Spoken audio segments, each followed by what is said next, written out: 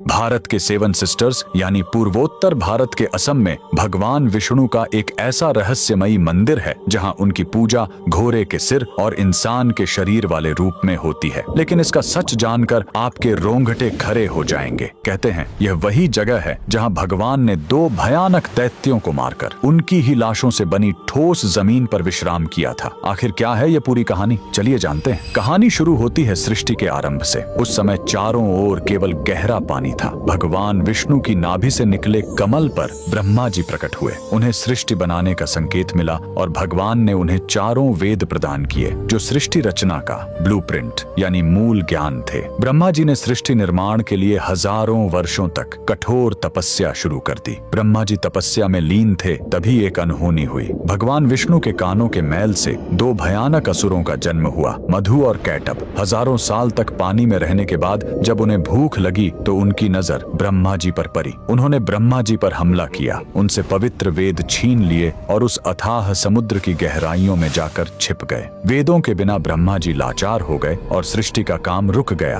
ब्रह्मा जी घबराकर विष्णु जी की शरण में गए, लेकिन समस्या बहुत बड़ी थी। मधु और कैटभ ने तपस्या करके देवी महाशक्ति से इच्छा मृत्यु का वरदान पा लिया था, यानी वे अपनी मर्जी के बिना मर नहीं सकते थे। तब वेदों को वापस लाने के लिए विष्णु जी ने हयग्रीव अवतार लिया। उन्होंने घोड़े का सिर इसलिए चुना ताकि उसकी तीक्ष्ण बुद्धि और सूंघने की शक्ति से वे समुद्र के उस घने अंधेरे में भी वेदों को खोज सके। भगवान हयग्रीव पानी के भीतर गए और असुरों से हजारों साल तक युद्ध किया, लेकिन वरदान के कारण वे मर ही नहीं रहे थे। अंत में भगवान ने अपनी माया से उन्हें मोहित किया और पूछा कि तुम्हारी मृत्यु कैसे होगी। असुरों ने अहंकार में शर्त रखी, हमें वहां मारो जहां पानी न हो, एकदम सूखी जगह। पूरी दुनिया में तो पानी ही पानी था। तब भगवान ने अपना विराट रूप धारण किया, अपनी विशाल जांघों को पानी से ऊपर उठाया और कहा, मेरी जांघें सूखी हैं, और वहीं उन दोनों का वध कर दिया। मरने के बाद उन विशालकाय दैत्यों के शरीर से जो भारी मेद यानी चर्बी निकली वो जम गई और उसी से यह ठोस धरती बनी। इसीलिए पृथ्वी को मेदिनी कहते हैं। युद्ध के बाद थके हुए भगवान हयग्रीव ने इसी नई बनी जमीन पर असम के मणिकूट पर्वत पर विश्राम किया। उन्होंने वेद ब्रह्मा जी को लौटाए और ज्ञान की पुनः स्थापना की। इसीलिए हयग्रीव भगवान को आज भी बुद्धि और तर्क का देवता माना जाता है। कमेंट में जय श्री हरि जरूर लिखें।